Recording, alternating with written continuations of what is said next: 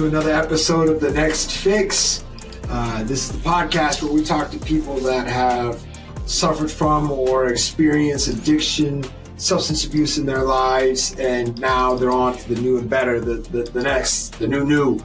That's the new direction of their lives, and they're sharing their stories about where they've been, where they are, where they're headed, all the cool stuff that we've got in line. And speaking of cool stuff, Elwin Robinson, our guest today, he's not short on this stuff. He's coming with some really cool and valuable information about our DNA and how it affects our abilities, our conditions of circumstances, things of that nature, and how to move in the right direction. So today, Elwin, how are you, my friend? Hey, well, thank you for having me here. It's great to be here. It's the first podcast I've done on this subject, and I'm very excited to do it. I actually did a full 2-hour episode on my podcast about addiction because I think it's a fascinating subject. There absolutely is, as you say, a genetic component to it, although, of course, we all have some choices, but anyone who says that, there's no genetic component to it just hasn't done the research. There absolutely is. So I think that is important to understand, and I'm very happy to talk about that.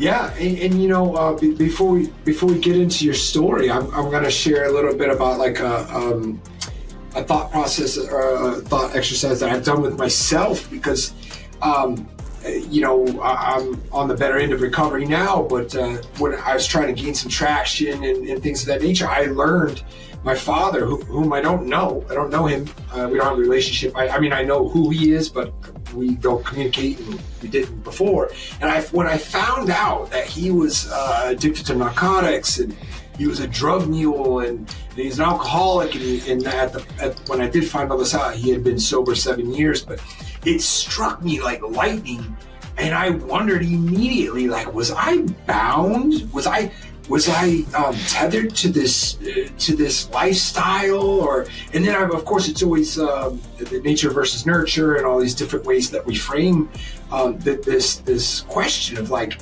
is it inside of me or was it my environment? And that's a very complex and very it's a very hard question for a lot of people that are familiar with addiction, and when they start to ask these questions, why and stuff. So I mean, I've thought about this countless times, and I can't wait to see what you have to say on the subject. But before that, I want you just to kind of share with the audience, what maybe your experience with substances, or what your experience with like maybe rock bottom and recovery. What did it look like for you personally?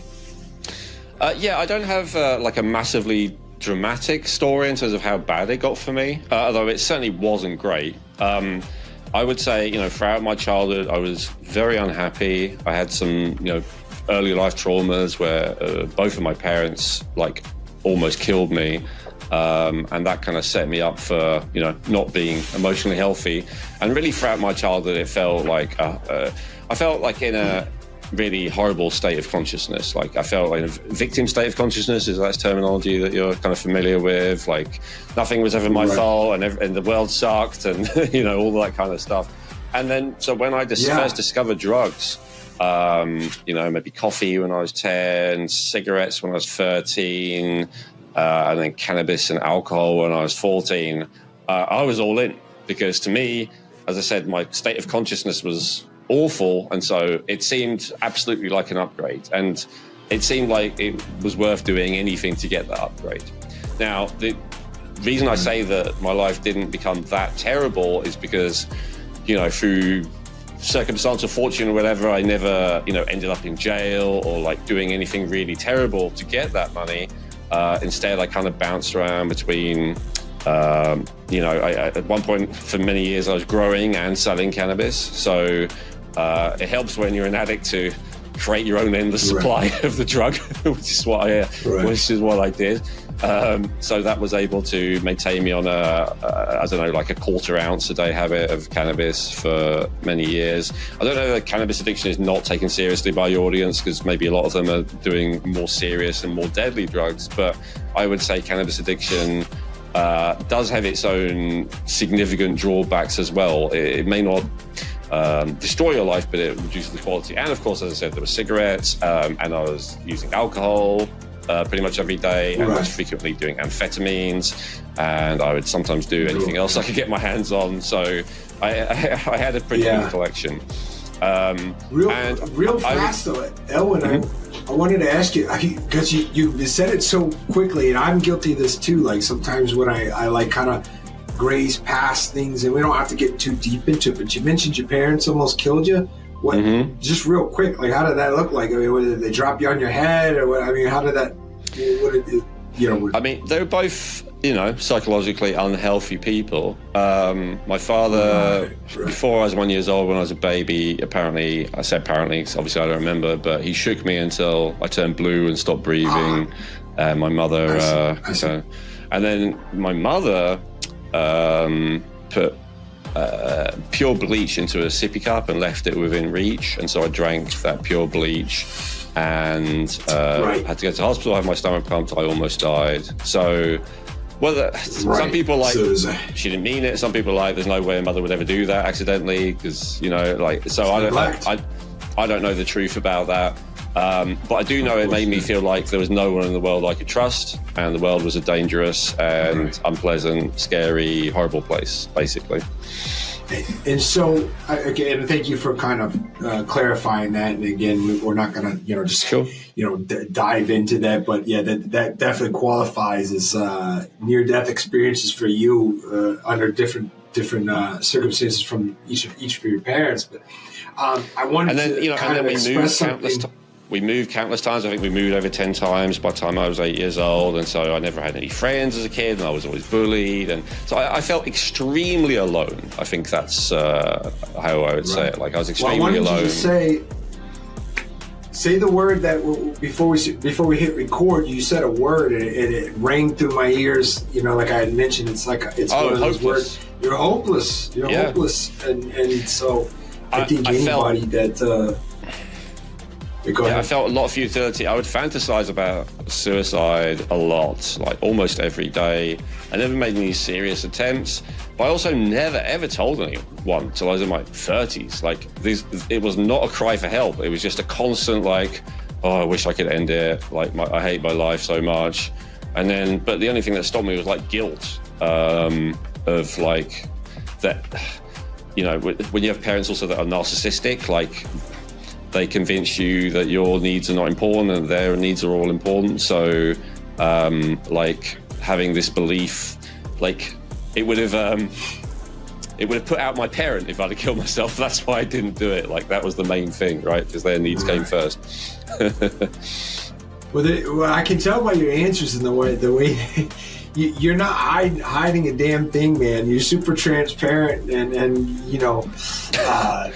that's clear, because you're saying, it's like, hey, this is just how it was, and some of it was uglier than other parts, but it's like sometimes people that when they're crying for help or maybe attention or whatever, however people want to frame the suicidal tendencies and actions and things like that, like a cry for help and all this.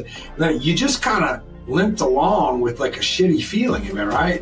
And that's basically, man. It's like, yeah. And so I know you're itching at it, and I know you want to talk about it. I'm super excited to hear more about what you're doing these days, and about the DNA element, how it looks for us recovering alcoholics and addicts out here, and then what you found and what it means to have this kind of our code, right? It's our code. It's unique to all of us, and I'm sure the majority of us don't know shit about it. So come on, give it to us. Okay. I'll just talk about my own, recovery very briefly as well, because I think it is related. I only really stopped because I became ill. That is the truth. And so I cut out all foods that were bad for me. I remember, stopping smoking was difficult. Stopping alcohol actually wasn't that difficult, and I don't have that in my genes to have alcoholism. Talk about that in a sec. Actually, stopping cannabis, that was the very last drug that I gave up. That was extremely difficult for me. And I would say the withdrawal from cannabis is very different from the withdrawal from, say, alcohol or heroin. Obviously, the withdrawal from alcohol and heroin is potentially life-threatening. You know, it's extremely unpleasant. And that's because, but the withdrawal from cannabis is very unpleasant in its own way. And that's because of the different ways that they work on you biochemically. So like opiates is an obvious one. Opiates hit the endorphin receptors. So endorphins are your body's natural painkillers. They also create a euphoric feeling. And our understanding about why they're there in the first place, why God or nature created them, is because if, say, you know, a tiger's just bitten a chunk out of you, is it a good idea for you to be able to feel the feeling of that? No, because it will stop you being able to mobilize yourself and run away. And also, is it good to focus on how horrific your circumstances? No, it's actually good for you to have a kind of euphoric feeling because it's motivational for you to run away and get away. And so that's true for any of those kind of, so just to explain, those endorphins are really meant for crisis situations to get you through. And that's why your body heavily down-regulates endorphins, meaning, so when you take them in through drugs, then your body will immediately start making less of its own. And that's why they say the best you ever feel doing an opiate is the first time. Second time is the second best you ever feel. But soon, you don't even feel good when you take it. You just stop feeling bad when you take it, right? Now, there's a not that dissimilar mechanism with alcohol as well. The mechanism with alcohol is it hits a few different things. One of the main things it hits is GABA. And so GABA is the body's primary calming neurochemical. I say it's like the Zen neurochemical. And if you've ever done Xanax, Valium, things like that, that's basically pure GABA. But alcohol actually is pretty strong GABA as well. And that's why, like, eventually the slurring of speech, the, falling around, the dizziness, all that kind of thing, that's similar to the impact you get from pure GABA. With alcohol, you also get aldehyde poisoning, you get some kind of dopamine hits. There's a few other things going on with alcohol.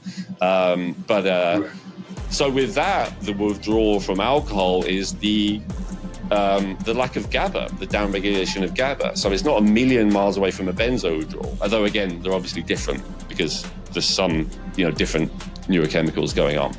With cannabis, it hits the endocannabinoid receptors. And endocannabinoid receptors, so endo just means endogenous, it means within your body, and cannabinoid means kind of cannabis. So it's basically, with a lot of these drugs, even dopamine, they originally discovered through studying how cocaine works, and I'm not sure about GABA. Certainly endorphins they originally discovered by looking at how opiates work, and endocannabinoids they originally discovered by working out how cannabinoids work. Anyway, so what does cannabis do for you? It does a few different things. It has an impact on the immune system and anti-inflammatory, and that's why CBD is sold for that these days. Another thing that it does is it helps you to kind of disassociate from life and take it less seriously. And I think that potentially is a very valuable thing given the context. And so I would say in a context where you are in a situation where your situation is hopeless, or you perceive it as hopeless, to go back to that, like it's really good to be able to disassociate and not take it seriously, right? And so cannabis is actually really helpful if you're, like say you're in a prison cell and there's no hope of escape or any kind of emotional equivalent of that, cannabis is great because you can get a more spiritual, disassociated perspective, not take life too seriously. It also hits dopamine. But I think that the flip side of that coin is when I think about some of my friends that maybe they smoke a little too much, and I think I'm like, hey man, you're not okay. Like you're not necessarily dying, but shit, clean up and clean your house, like get your act together. You could probably eat a little bit better, or maybe go for a walk. It's like sometimes absolutely. I say all this, I'm not a fan of cannabis at all. I'm saying to explain the mechanism. But so what you said is absolutely true, and it's true for all of them. In the case of alcohol, if you're feeling anxious and that's why you want to drink, you should be resolving the reason why you feel anxious, not taking a GABA stimulator like alcohol or maybe Xanax or benzos or whatever. In the case of endorphins, and if you're in pain, you should resolve the cause of the pain, not take something that stimulates endorphins or opiates. And in the case of cannabis, if you're in a hopeless situation, you should get yourself out of that, not make yourself feel like that's okay to be in a hopeless or shitty situation, right? So that is the downside of all of them. And the withdrawal from cannabis is really that you have to face that. So life is extremely boring, extremely meaningless, extremely empty, I would say, when you're doing a cannabis withdrawal. And that's why it's not as painful as the others, but it's also very tempting to go back. And I think a lot of people really have a problem stopping cannabis, right? And I was one of them. Now, there's another reason, though, and this leads to what you originally asked me, why it was so hard for me to quit cannabis and quite easy to quit alcohol. So when I found the service, which ultimately, I make available to people now, I ran my reports. So with this system, just very briefly, you upload your DNA data that you may have got from something like 23andMe or Ancestry.com. If you ever used anything like that, it's very simple, it only takes a few hours. Then this giant AI machine that literally has several dozen full-time research scientists, several dozen full-time AI engineers. I say that to say it's a really complicated bit of kit, but it evaluates all of that code that makes up you. The human genome was recently decoded. It evaluates all that, and it weighs all the different things against each other, and it goes, you have an increased risk for this, and you have a reduced risk for this, and you're more of this type and not this type. And it can tell you about your risk for all kinds of different health issues and allergies, and it can tell you if you need more of different nutrients, and it can tell you if you have more issues with different toxins, and it can tell you if you have more of a tendency to have different addictions, which of course is getting to the bottom line. And for me, even more usefully, although I'll talk about that next, it can tell you what your starting biochemical makeup is when it comes to hormones and neurotransmitters. And I'll try and give you at least several examples of why that is super important from my own experience. But just go to the why was cannabis so hard for me to give up and alcohol so easy in comparison. So when I looked at it, so we have 4 reports out of this 500 that's purely focused on addiction. It said that I had a high tendency to have addictive tendencies, a high tendency to have tobacco addiction, a high tendency to have cannabis addiction, but a low tendency to have alcoholism. And so that was, actually exactly my experience. And there are genetic reasons for this. So for instance, with tobacco, we have this thing called nicotinic acid receptors, which is actually vitamin B3. And some people need a lot more. There's one category that a guy called Linus Pauling discovered actually, I think almost 50 years ago, which is schizophrenics. He said back then, when he was doing the research in the 70s, he would go to all kinds of mental institutions, I guess they were called at the time, and not one schizophrenic he ever met didn't smoke tobacco, like all day, every day. They were all chain smokers. And what he discovered is that when he gave them very large doses of vitamin B3, like 100 times the amount that a normal human being needs, they would start to feel significantly better. And their craving for cigarettes would significantly diminish. And that's because this nicotinic acid, which is another word for vitamin B3, kind of made up for, it gave the body what it really needed.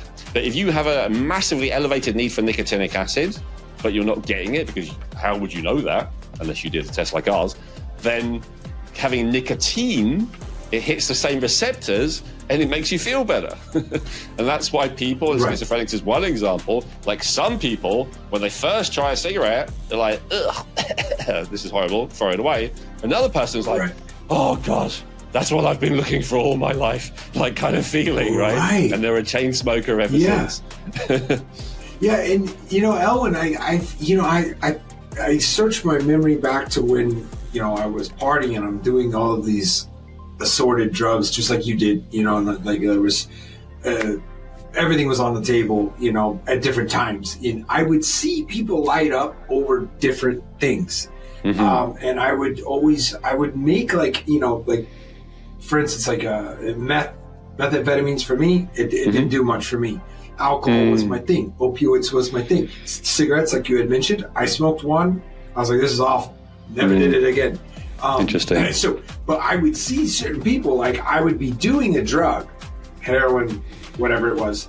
And I could see like maybe one person out of like the 3 or 4 people, and they would get a little more excited than everybody else. And it was like, oh, that's your thing. Like that hit you way different than the rest of us. And so what your point is that it's a genetic, they're kind of dialed in before they ever did it. They either deficient or they're kind of set up to have that extra affliction for that kind of a thing. Right?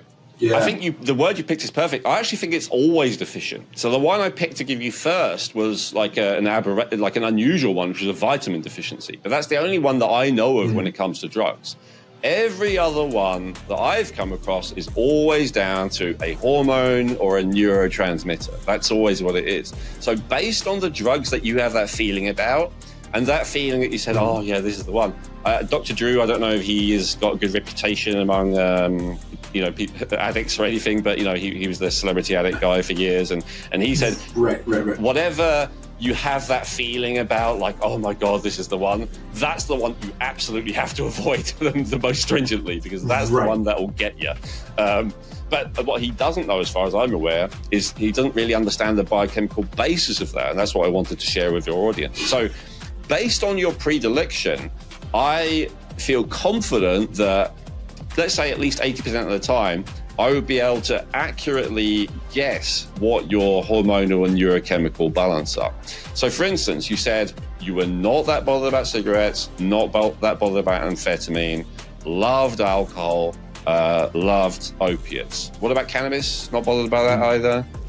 I mean, I smoked plenty of it, but it wasn't an issue. It was never a problem. Man.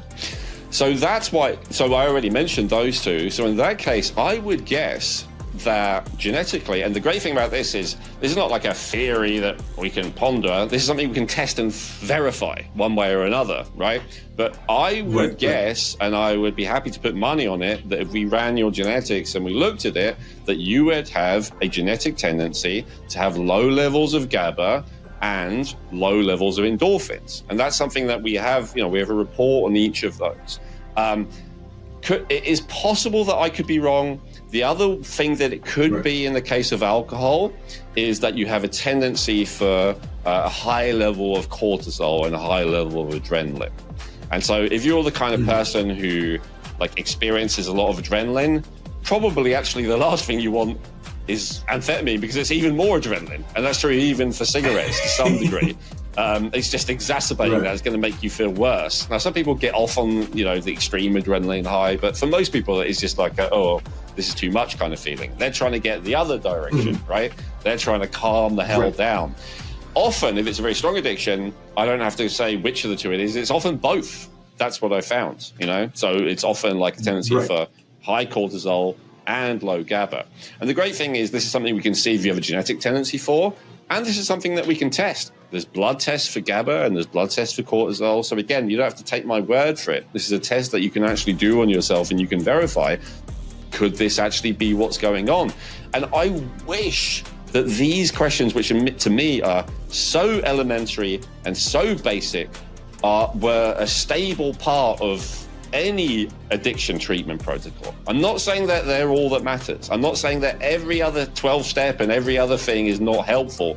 But I'm saying if you don't understand this and you don't get to the basis of this, that's why they say, and they're not wrong, a lot of these groups, that if you're an addict, you'll always be an addict, right? They say that in AA, don't they? Like, just because you haven't drunk for 20 years doesn't mean you're not an alcoholic.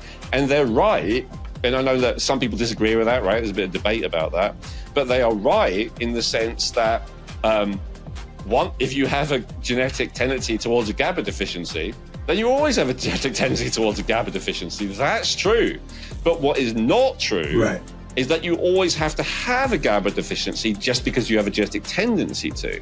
Because there's simple nutritional and maybe sometimes herbal and other interventions that you can do that can make a profound difference, and also hormonal in the case of GABA, that if you get that right, you will really you'll get no benefit from these things. And as I said, I've done zero of these things in the last 15 years. I quit at 28. I'm now 43, about to turn 44. It's not quite true zero, though. I've tried alcohol once or twice. I tried cannabis. Didn't try cigarettes. They're just too disgusting. I haven't tried amphetamines. No one offered it to me, but I probably would. But at least when I had alcohol and cannabis, and remember I used to love cannabis, it was like, it felt like a downgrade. So remember I said to begin with, because my state of consciousness was so hellish that taking any of these substances felt like an upgrade. Now, I'm not saying my state of consciousness is so great these days, but it's pretty good. I feel joyful most of the time. And so all of these substances now feel like a downgrade. And that's because I've actually fixed the underlying biochemistry to at least a decent degree. But of course, I couldn't have done that if I didn't know what the underlying biochemistry was in the first place. And to me, this is the very, very, very first thing that I would do with all addicts to help. So Elwin, from what I gathered, one, this is not a replacement for programs and rehabs, but it's supplemental.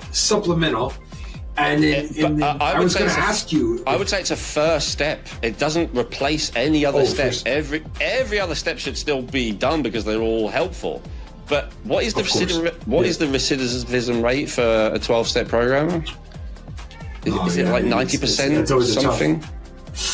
Yeah, it's always tough because the people that are successful don't always go back and sign up to say so, right? So but you're right though. You're right. It's not great. It's so all the help, help is welcomed, right? So whenever there's such a poor rate of success with any of these things, and I include all the chronic diseases in that category, the heart disease and diabetes and allergies and all these things.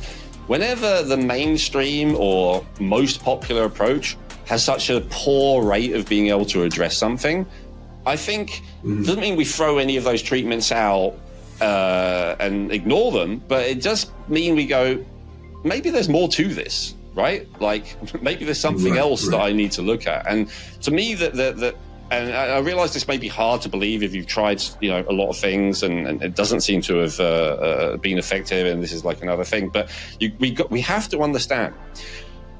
So tell me if I'm wrong about this, but my understanding of what the belief is at the bottom of addiction treatment programs is that the reason why we are addicts, and I include myself in that category, is because we are trying to escape pain. We have a feeling of emptiness inside ourselves, and that is the fundamental motivation behind it, right? And maybe one of us escapes pain with opiates, and another one escapes pain with amphetamines, but we're all trying to escape pain. Have I understood that correctly? That's kind of like a fundamental... What? Pain, and also you can switch that word out for trauma. Sure. A lot of times, people will distill it down to a trauma or multiple traumas or traumatic periods of their lives, like yourself, childhood, and but nonetheless, you're right. So pain, trauma, emptiness, hopelessness, these are kind of different words for ultimately the same thing, I would say, right? Exactly. And so that is true. And obviously, if you've had something extreme happen to you, like what I had was fairly extreme given my age and all the rest of it, then that will have an impact on you. And I know some people, when I spend time with many of them, have been through way worse than I did. Like it could be repeated throughout your early life and all the rest of it. But still, even with all those experiences, how you feel ultimately is not based on your past, it's based on your biochemistry. And the proof of that is the very drugs that you used to take, right? No matter how traumatized you were, when you had your hit of heroin, especially the first time, you felt great. So what does that prove? It's possible to feel great if your biochemistry is in the right place. How you feel is not really based on the past, it's based on your biochemistry. So that's the first thing to understand. The second thing to understand is no drug ever makes you feel something directly.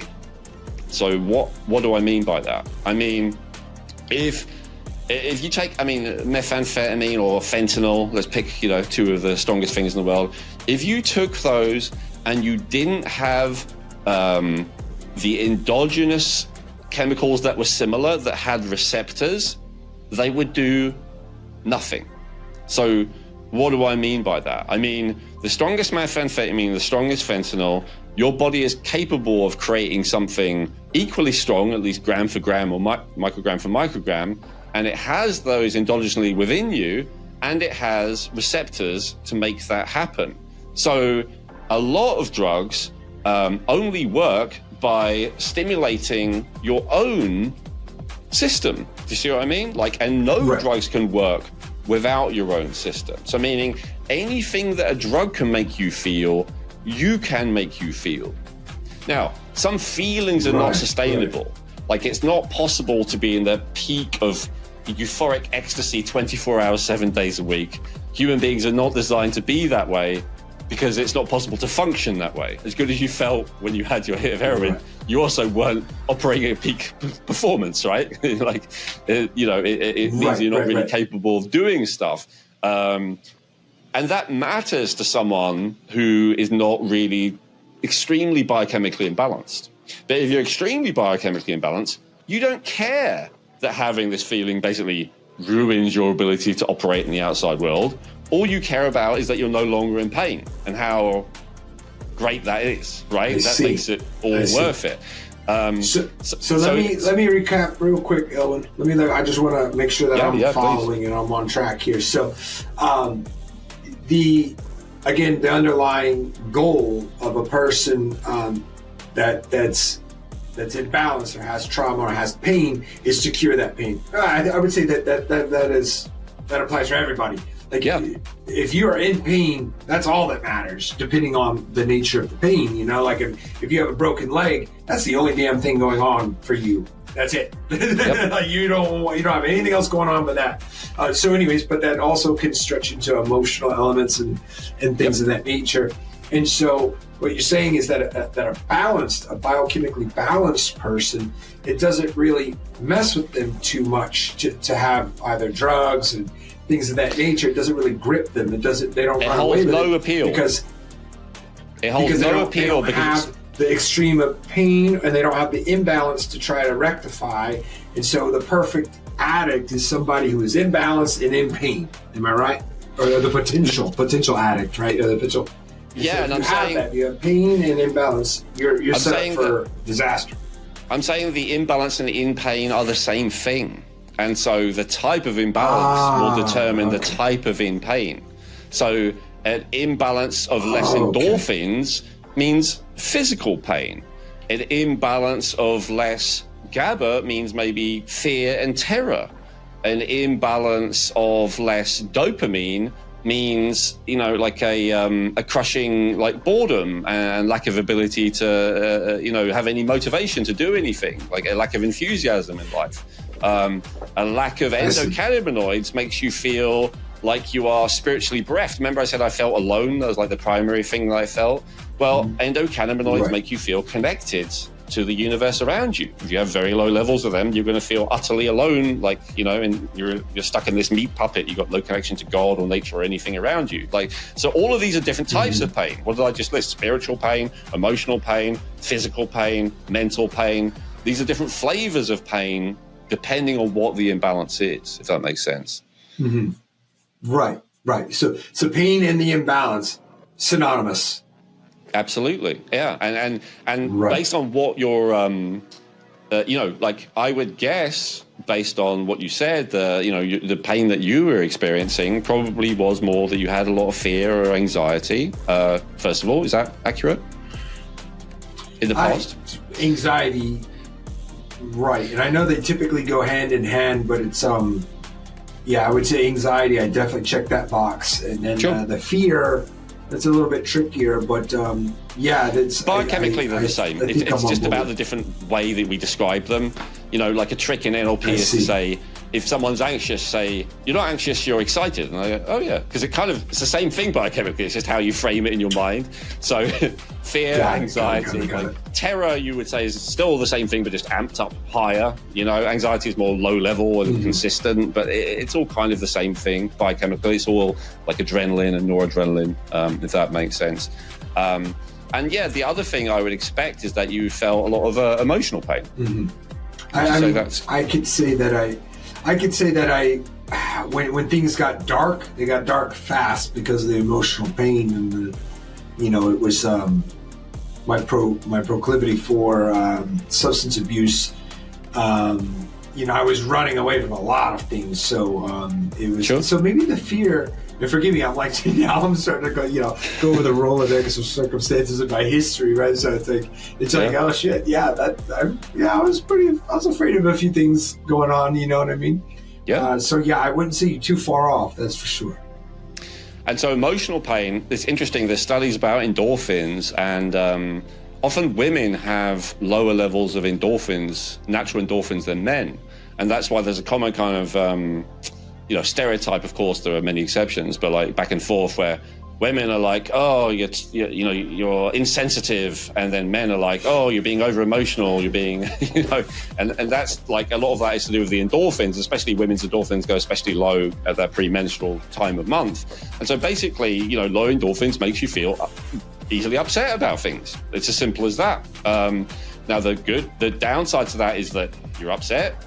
The upside of that is you're more likely to be compassionate and sensitive about others' feelings. If you have very high levels of endorphins naturally, like as a person, then the good side to that is you're not as easily overwhelmed and upset by things. The bad side to that is that if other people are upset, you're like, oh, what's your problem? You can't understand, you can't relate. You're not compassionate. You're not, sensitive and aware.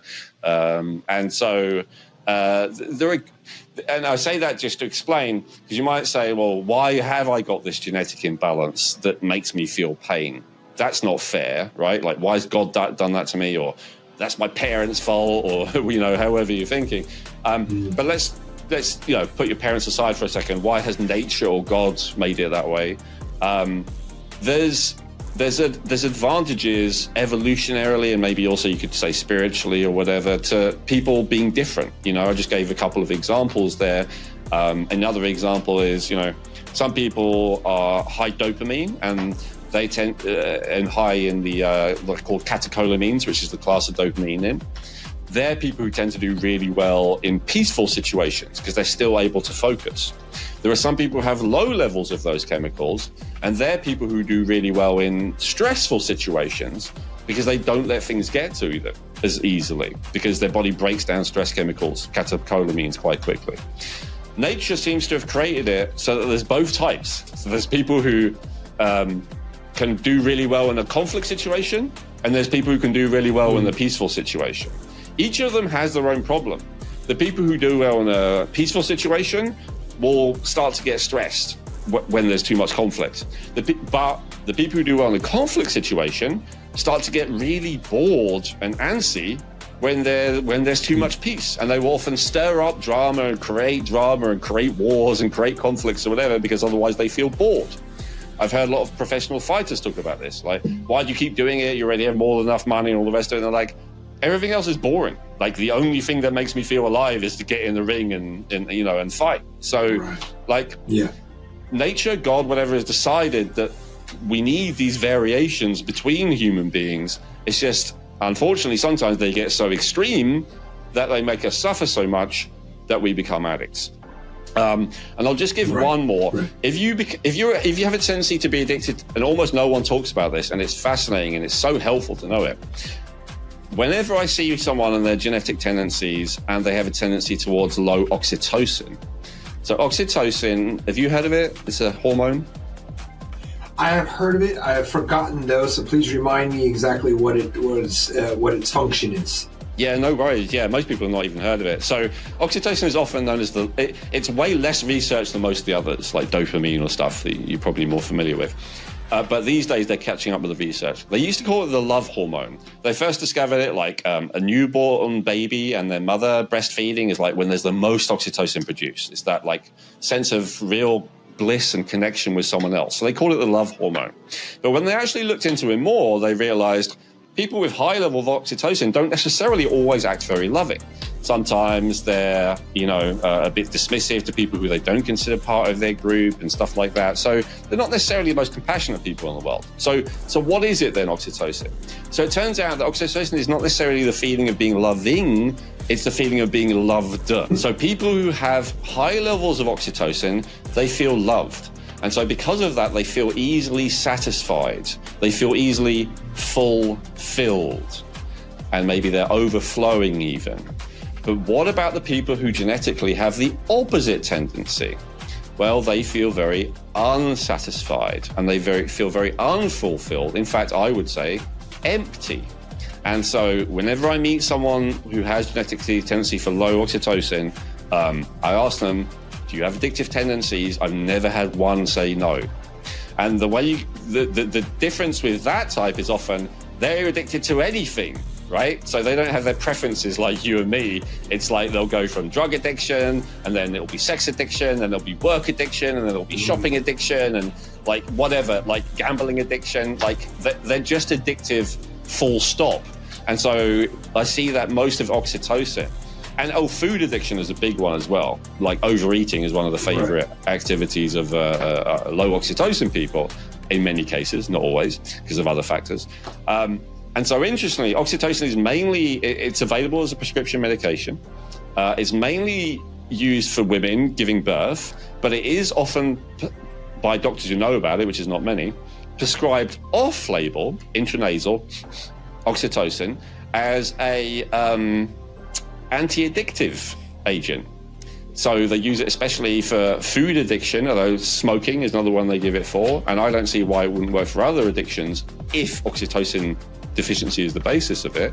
Because, okay, before, and I've tested this, if I look at some food and I'm like, oh yeah, I'd really love to, overeat that pizza or whatever, and you go, oxytocin, you're like, I'll just have a slice. Like it makes you feel full. But actually, I haven't been able to test it with cigarettes because I don't smoke, but, it's the same basic principle. It also enhances sexual experience, so that's nice as well. It increases cardiovascular flow, so it helps with, people with, hypertension and stuff like that. Although, again, you have to have a doctor to oversee that to make sure. But, yeah, it's just interesting. When I first started taking oxytocin, it's not a drug, it's a hormone that exists naturally in the body that I tend to be low with. I was like, oh my God, this is what I've been searching for all my life. Like, for the first time, I just felt okay, just as I was. Not like, like the opposite of oxytocin is cortisol, and the feeling of cortisol is, I've got to do something, like never able to rest, never satisfied, nothing is ever good enough. And then, having that experience of oxytocin, and you're like, oh, everything's perfect just as it is. Like, how many adults have that moment, addicts have that moment regularly of everything's perfect just as it is, right? I'm still a stranger to that, but I'm like, man, I'm searching my own condition, and I feel like, I feel like the lack of oxytocin, and maybe the high cortisol levels in my body, it makes seems like a reality for me. And they are antagonistic to each other. So in my case, I don't actually have a genetic tendency to low oxytocin, but I do have a genetic tendency for high cortisol. It's not that common. It's only about 10% of the population. It's certainly not everyone who's stressed. A lot of people are stressed for other reasons. But these are the people who find it really difficult not to be stressed, the people with high cortisol.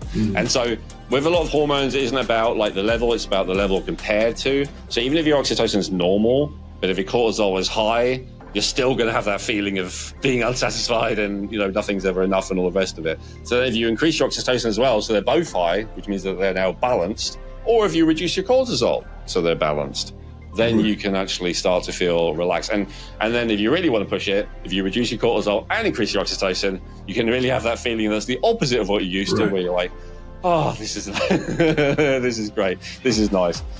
And the drug that's probably the closest to helping most people experience that would be something like ecstasy, or MDMA. That also, it definitely hits dopamine, because the MA in MDMA is methamphetamine, which is obviously mainly a dopamine drug.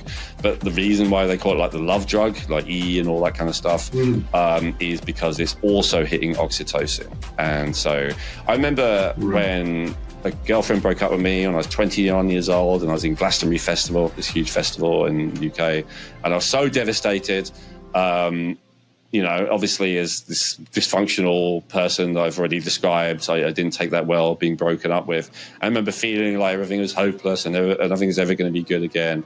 And then someone gave me some ecstasy, and I went to like one of the concerts, and And I was there, and like everyone was singing along with this artist all around me, like thousands of people, and I felt really connected to everyone. And it was this moment. But the important point was I had a moment of awareness, and I was like, wait a minute, I'm actually happy. And then I started to think about, I was like, let me try thinking about all the things that upset me before and see if they still upset me. And I started thinking about this person breaking up with me, and then this happened, and this person was raped, and this person was killed, and all of this stuff. And I was like, it's okay. And I'm like, I didn't know it's possible to remember all these things that happened and not feel upset. Like that was quite like a revelation to me. And that was, just that experience of dopamine and oxytocin. And have I recreated that since without taking anything that is massively, addictive and dangerous and depleting like ecstasy? Yes, absolutely. Right. I can experience those states now without any drug whatsoever. Well, here comes the most important question, man. This is the part of the show where you tell us how, man. I want to know what Elwin, what is Elwin got up his sleeve, man, and let us know, like, how we start this process, or where do we go to find it, or how do we get a hold of you? All of those things, we want to know that stuff, man. Awesome. So getting your genetics, as I say, to me, it's really the first step, and I can make guesses, as I said, about, like, for instance, what your genetic tendencies are and what your imbalances are, like I could with anyone listening to this, but I don't like to base any treatment on my opinion or anyone's opinion. I like facts. So I think it's really great to actually get some testing in that regard. So if you go to geneticinsights.co, so that's genetic insights, plural, .co. I think we've created a coupon code for your audience, the next fix. So all capitals, no spaces, the next fix, you can get 25% off. Right. I'll give you two links, actually. One of them is too long for me to probably say here out loud, but we have our all access membership where you have all 500 reports I've been referring to. That one's $197, so it'll be whatever it will be minus 25%. That's the very most you need to pay. But I also have a collection called Emotional Wellbeing that probably actually covers everything that we've talked about today. If you give you the 4 reports about your tendency for alcohol addiction, cannabis addiction, tobacco addiction in general, it'll tell you about all the hormones, all the neurotransmitters, everything we've talked about. And that one, I believe, is $65. So that's less than $50. With your 25% off code. Good discount. Yeah, so it's... And just so everybody knows, I didn't know anything about this. He had mentioned a link, but I didn't know he was going to give us a discount and all that kind of stuff. And so that's super awesome, man. And I am also going to have all of that lined up, spelled out, and available for everybody to get correct, so we don't have to stress ourselves out about trying to get... But tell us, I stopped you before you told us. One other thing, a couple of other things I'd add. If you've ever done something like 23andMe and Ancestry or any of those Ancestry services, it's super simple. You can sign up and you can get your info within a few hours. If you've never done anything like that, you have 2 options. You can either still go and get your DNA, your raw DNA it's called, like this huge document full of code that basically is the genetic code that makes up you. You can go and get that from someone else, or you can get that from us. So that's an option at the checkout. You can add that, or you can not add that. Then the other thing to know, that's all you spending money, but by all means, don't spend any money with me. The other thing that I would recommend is go to my YouTube channel, and there's a video there where I do 2 hours in-depth study on how I would approach and deal with addictions. This is all the stuff we've talked about here and a bunch of other stuff. And I would definitely recommend that you check out that video. 100% free, nothing to buy, anything. And the last thing I'd recommend, this is not something that goes to me, but if you are someone of relative means and you're already spending your money on this treatment protocol and that treatment protocol, go to a doctor who actually understands the stuff I'm talking about. And what kind of doctor is that? I'd say really that's a hormone optimization doctor. They're not all going to understand this, but I haven't really talked about hormones yet, but for instance, the main thing that stimulates GABA in women is a hormone called progesterone, which often women are low in. But when they have plenty of progesterone, they're much less likely to have anxiety. And the equivalent for that in men is a hormone called DHT, which is a form of testosterone. And when you are high in DHT, then you tend to be very low in anxiety. So often actually working on a hormonal level is like really the ultimate way to really resolve, not all, like I've given examples, but I've given oxytocin as one example, progesterone, testosterone, that's another example. So working on a hormonal level is a way to resolve it. So a doctor like that, they'll be able to actually do blood tests for these hormones. Again, if you're thinking, oh my God, I have low GABA or I have high cortisol or whatever, with a lot of these things, you can go to a doctor and they can test that for you. And I would recommend including that as part of your treatment protocol. Obviously, I believe that starting off with your genetics is the best starting place, because the genetics is something that is always going to be true. That's like the cards you've been dealt. That's something that you can't change in terms of a tendency. But what you absolutely can do is you can fully address and resolve the deficiency. So what do I mean? I mean, I was born with a tendency to high cortisol. That means that if I do everything normally, the same as a normal person, I'm going to have higher cortisol than them. However, if I know I have that tendency, I can do a bunch of stuff, and then I can end up actually with less cortisol than the average person and feel better. So it doesn't mean you're stuck with that for the rest of your life. I don't believe that, but you are kind of stuck with it if you don't know about this stuff and you don't address it. Right. So, man, that is a lot to unpack, but it's also, I think it's a journey that could really pay dividends for a lot of people, especially people listening to the show, about making some steps in the right direction, and maybe there's something that is unbeknownst to them that they can get ahead of by doing some groundwork here with tests, seeing a doctor. Now, the beautiful thing about what Elwin just is, he's just, hey, there's a bunch of options here. At the very least, you could go to YouTube, check them out for free, do some listening and some learning there. If you have the resources, go see a doctor, because I know that here in the States, the tests and those things, they might be available to some, but not available to everyone. But yeah, I mean, he's got no shortage of options here for making some moves and maybe learning a little bit about yourself and how to get ahead of these things, these deficiencies or some of these setbacks. So yeah, hey, listen, Elwin, that was a fact-filled and information-filled show for certain, man. Awesome.